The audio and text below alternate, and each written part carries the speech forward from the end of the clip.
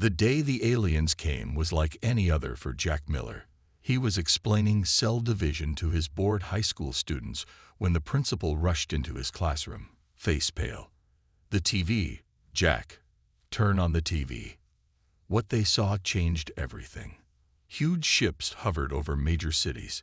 Not just any ships, ships that didn't belong to Earth. The students gasped and pointed. Jack simply stared, his coffee mug frozen halfway to his lips. 3 days later, Jack found himself on a stage with world leaders. Why him? A simple twist of fate.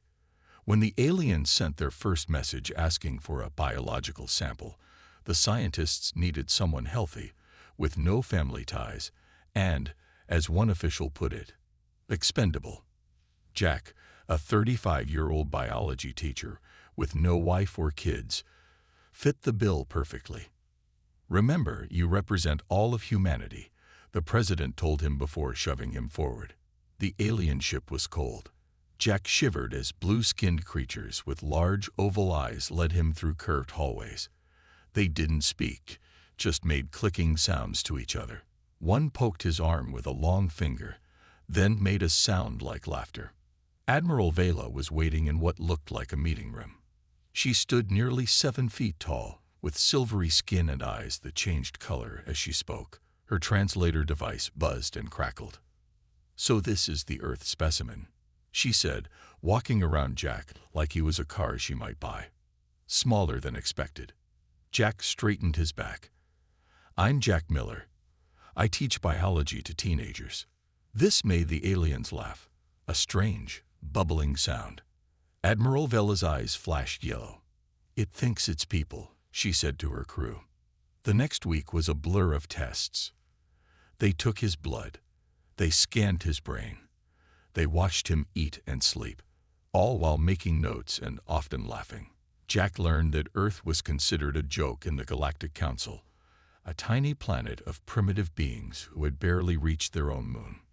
"Your species is so young," explained a green-skinned alien named Thix, who seemed kinder than the others.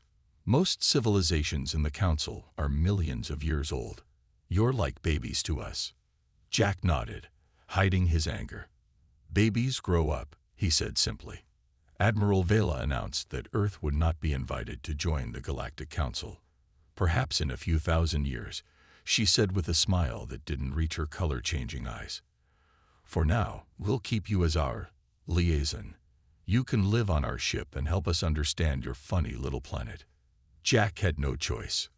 Earth's leaders had agreed. He was now the human mascot for a group of aliens who saw his entire species as pets. One alien, however, seemed different. Lyra was Admiral Vela's daughter. She worked in the ship's lab and studied alien biology. While the others laughed at Jack, she watched him carefully. One night, as Jack sat alone in his small room, Lyra entered without knocking. "Your DNA results," she said, her voice low. "They're unusual." Jack looked up, tired of being poked and prodded. "What now?" Lyra's eyes, unlike her mother's, stayed a steady blue. "There's something in your genetic code we've never seen before. Something that shouldn't be possible." Jack shrugged. "I'm just a normal human." "No," Lyra said, showing him a glowing screen with patterns he couldn't understand. "You're not.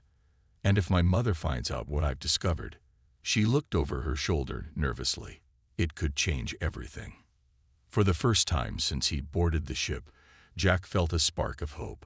Maybe humans weren't the joke the aliens thought they were. Maybe there was something special about Earth after all. Lyra's hand trembled as she reached for his arm. "Don't tell anyone we spoke. I need to run more tests."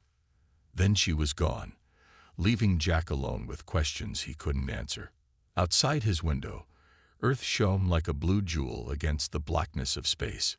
Jack placed his hand against the glass and promised his planet he wouldn't let them down. For 3 months, Jack lived among the aliens.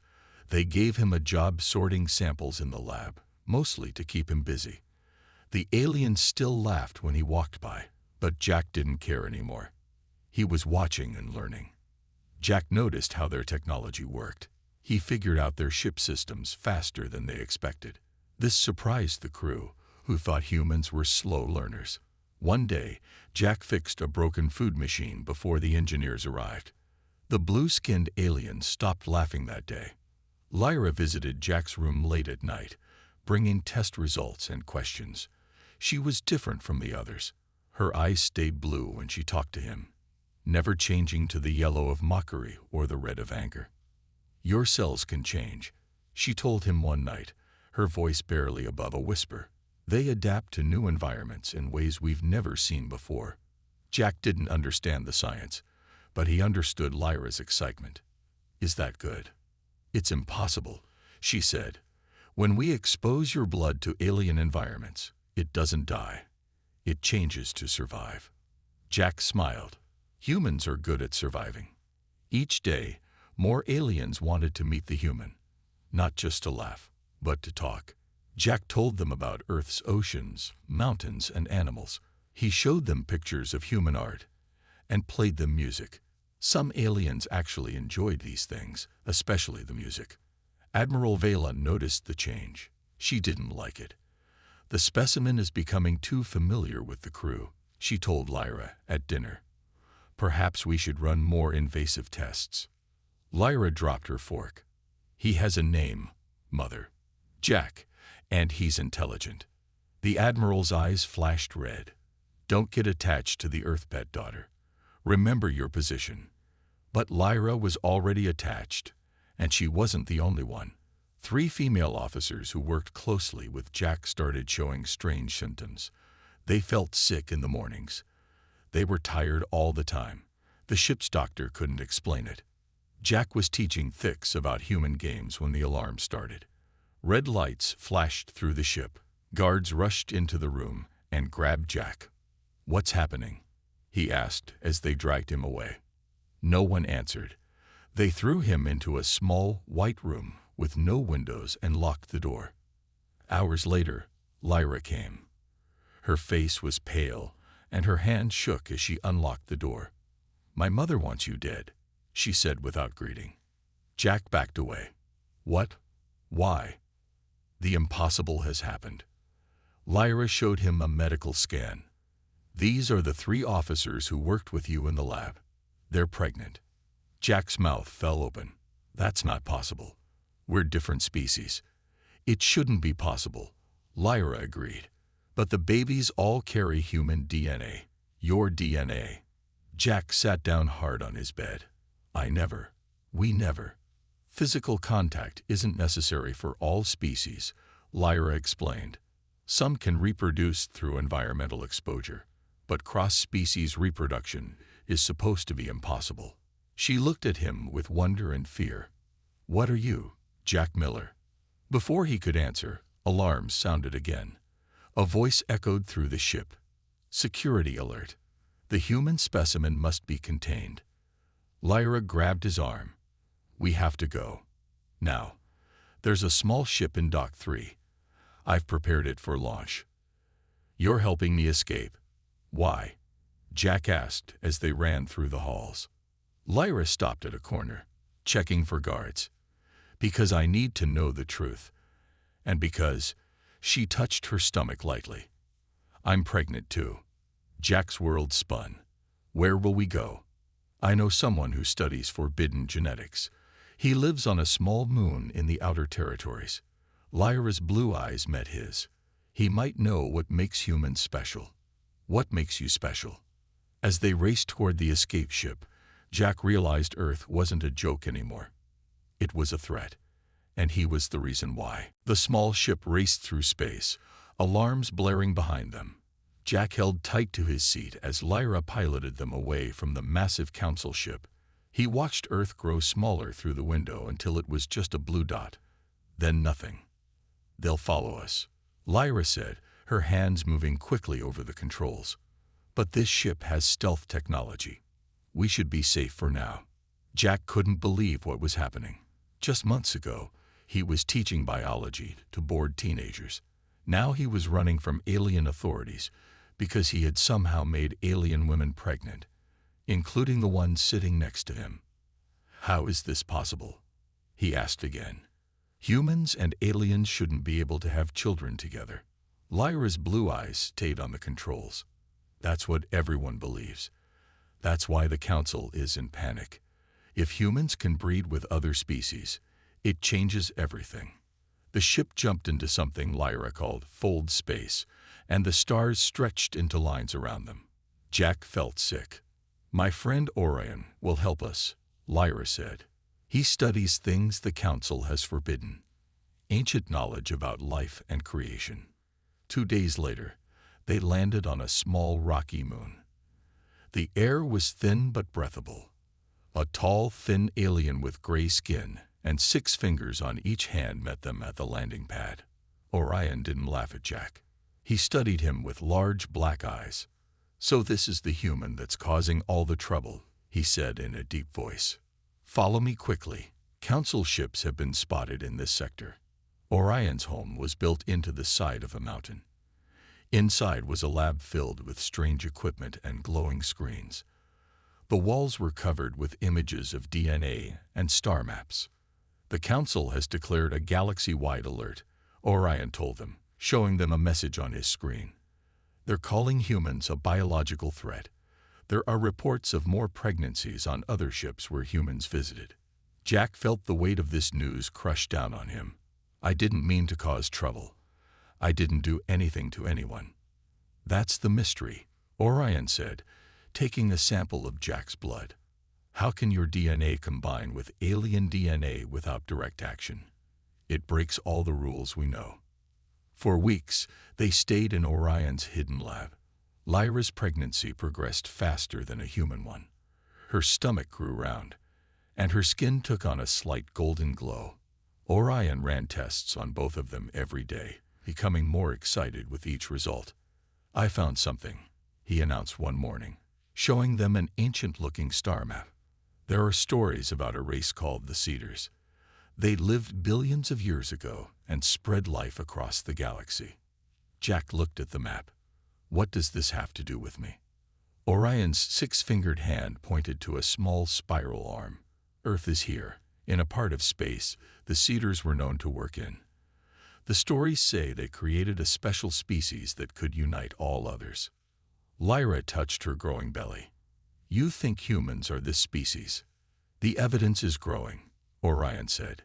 "Jack's DNA contains markers I've only seen in ancient samples, markers that allow genetic material to adapt and combine with other species." A loud boom shook the lab. Dust fell from the ceiling. Orion rushed to a screen. "Council ships. They've found us." Jack helped Lyra up. "We need to run again." "No time," Orion said, pointing to a door. "Take the emergency tunnel. It leads to my backup ship. I'll hold them off." "Come with us," Jack pleaded. Orion shook his gray head. "Someone must stay to wipe the data." "Go." The truth about humans must survive. As they hurried through the tunnel, Lyra suddenly gasped and grabbed her stomach. "The baby," she whispered. "It's coming." Jack froze. Behind them, they heard the sounds of Council troops entering the lab. Ahead was an unknown tunnel, and right beside him, Lyra was about to give birth to a child that shouldn't exist. A child that was half human, half alien. "I don't know how to deliver a baby," Jack said, panic rising in his voice. "Especially not an alien one." Lyra's eyes glowed bright blue with pain. "Then we'll learn together. Like our child, we'll have to learn to be both human and alien." As the sounds of fighting echoed behind them, Jack helped Lyra deeper into the tunnel, away from danger and toward an uncertain future. The baby came quickly. In a small cave deep within the tunnel, Jack helped Lyra bring their child into the universe. It was a girl with Lyra's silver skin, but Jack's dark hair and human-shaped eyes. When she cried, her eyes flashed with colors like her grandmother's, but they settled into a deep brown like Jack's. "She's beautiful," Jack whispered, wrapping the baby in his torn shirt. "What should we name her?" Lyra touched the baby's face with a trembling finger. "Hope," she said, "because that's what she brings to the galaxy." They rested only an hour before continuing through the tunnel.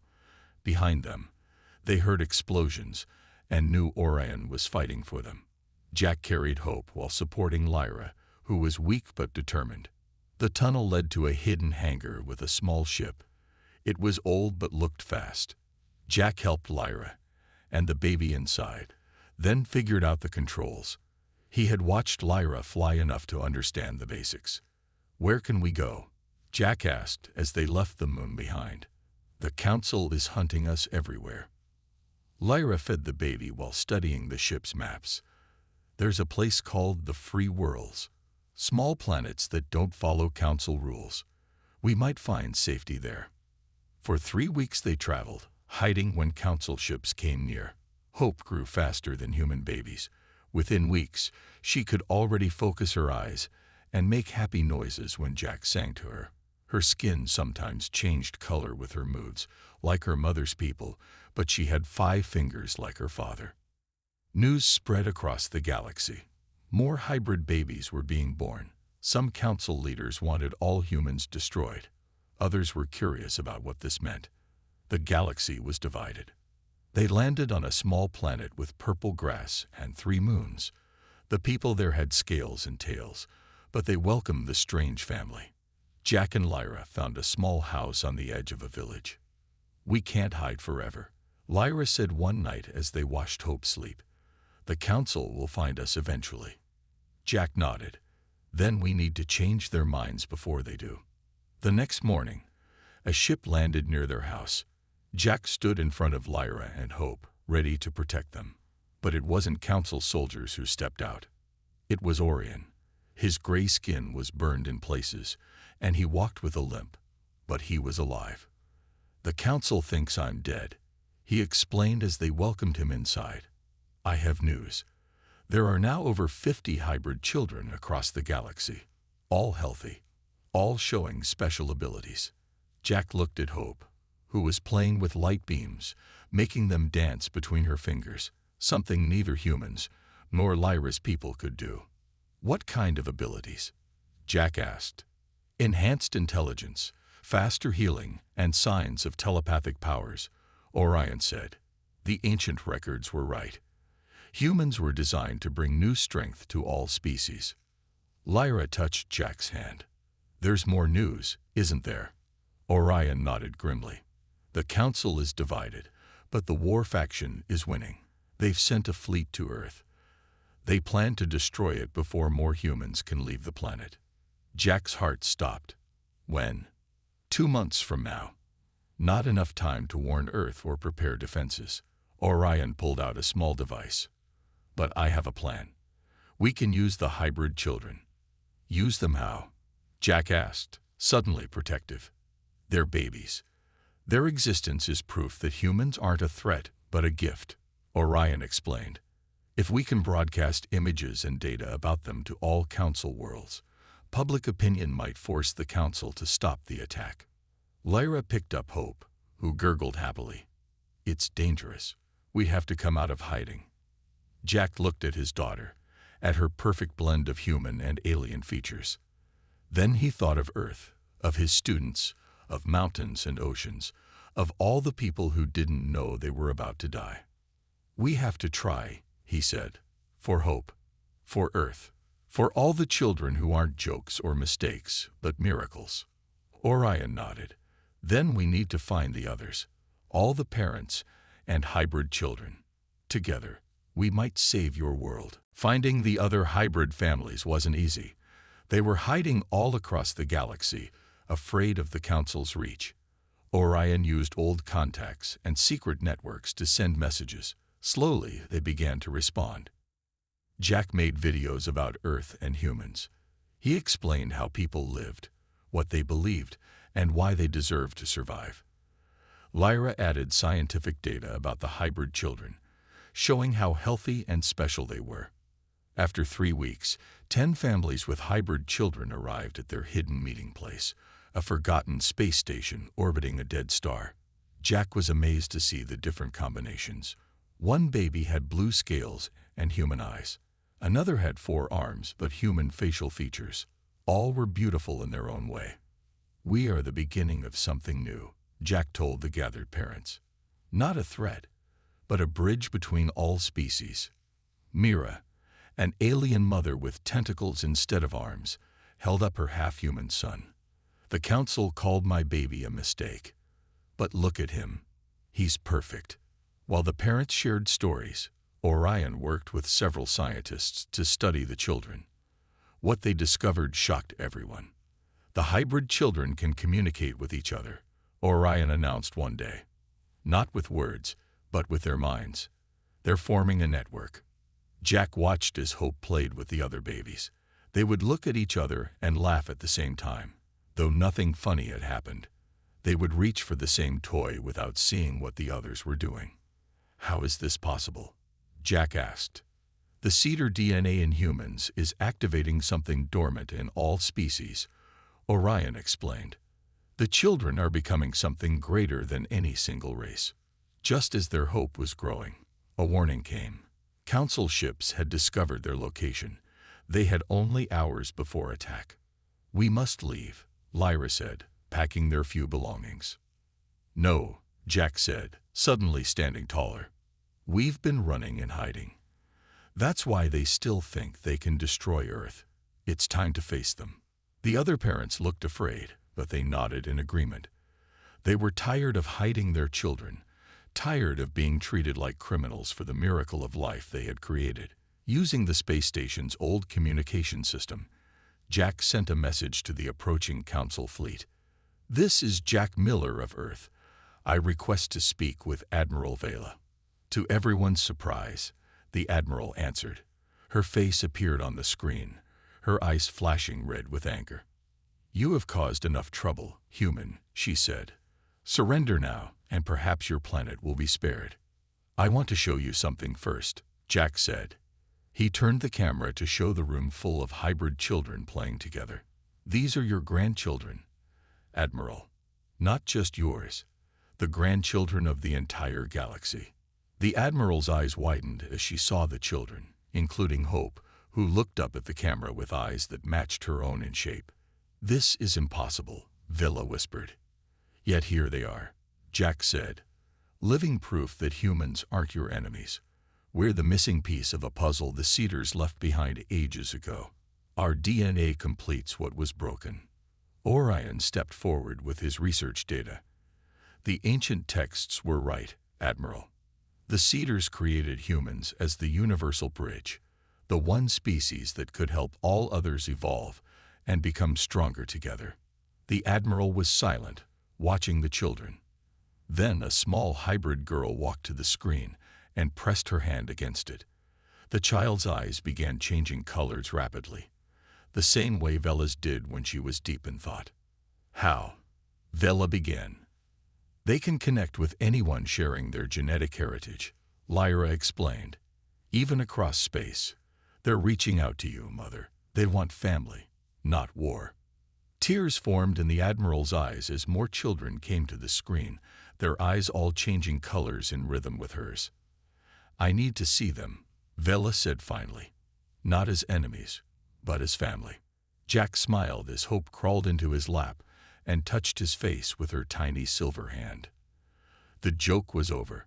The truth was beginning. Admiral Vela's ship docked with the space station. 12 hours later, everyone was nervous.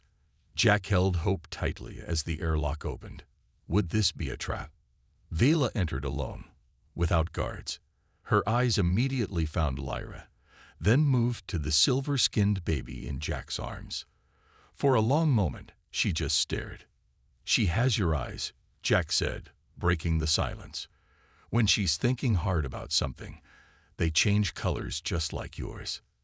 Vela moved closer, her steps hesitant. May I hold her? Jack looked at Lyra, who nodded. He placed Hope in her grandmother's arms.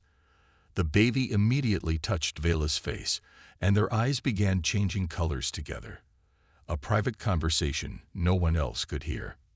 Tears rolled down Vela's silver cheeks. She knows me, she whispered. She knows I'm her family. Over the next days, more council members arrived. They came suspicious and left amazed. The hybrid children won them over one by one. Scientists confirmed what Orion had discovered. The human DNA was unlocking abilities that had been dormant in alien species for millions of years. The Cedars planned this all along, Orion explained to a group of council leaders. They knew someday the species of the galaxy would need to evolve together. Humans are the key that unlocks that potential. Not everyone was convinced. Some council members still wanted Earth destroyed. They saw humans as a threat to the old order. A final vote was scheduled. "We need to reach more people," Jack said. "Not just the leaders, but everyone in the galaxy." Lyra and Orion had an idea. They could use the telepathic abilities of the hybrid children to send a message to all corners of the galaxy. It was risky. The children were still very young, but it might be their only chance. On the day of the council vote, all 14 hybrid children were brought together in a circle. Jack watched nervously as Hope sat in the middle, barely 6 months old but somehow leading the others. "They know what to do," Lyra said, amazed. They've been practicing in their minds. The children joined hands. Their eyes all began to glow with different colors that slowly synchronized into a rainbow pattern. Around the galaxy, billions of beings suddenly felt a gentle touch in their minds. Not words, but feelings. Love, hope, unity, the desire for peace. Images flowed with the feelings. Earth's oceans and mountains, alien worlds with their own beauty, and the faces of the hybrid children. Perfect blends of different species. For 10 minutes, the galaxy was connected by the minds of children. Then the glow faded, and the babies slumped, tired but smiling. An hour later, the council chamber was in chaos. Reports were coming in from every world. People were in the streets, demanding peace with Earth. Many were sharing stories of their own hybrid children they had been hiding. What had seemed like isolated cases was revealed to be thousands of new lives across the galaxy. The final vote wasn't even close. Earth would be protected, not destroyed. Humans would be welcomed into the galactic community, and a new research center would be built to study and support the hybrid children. As the results were announced, Jack stood on a balcony overlooking the gathered council members. Once they had laughed at him, called him a primitive specimen. Now they listened as he spoke. "From the beginning of time, life has found ways to adapt and change," Jack said. "The Cedars knew this when they created humans. We're not perfect. We make mistakes. But we also love, dream, and hope. That's what we offer the galaxy. Not just our DNA, but our spirit." Vela stood and raised hope high for all to see. "Behold the future," she announced, her voice strong with emotion. Not human, not alien, but something new and wonderful. The chamber erupted in cheers. Jack found Lyra's hand and squeezed it tight. Somehow, the high school biology teacher had changed the course of galactic history, and it had all started because aliens thought Earth was a joke. As they left the chamber, a message arrived from Earth. Jack opened it and laughed. "What is it?" Lyra asked. "They're renaming my old school," Jack said.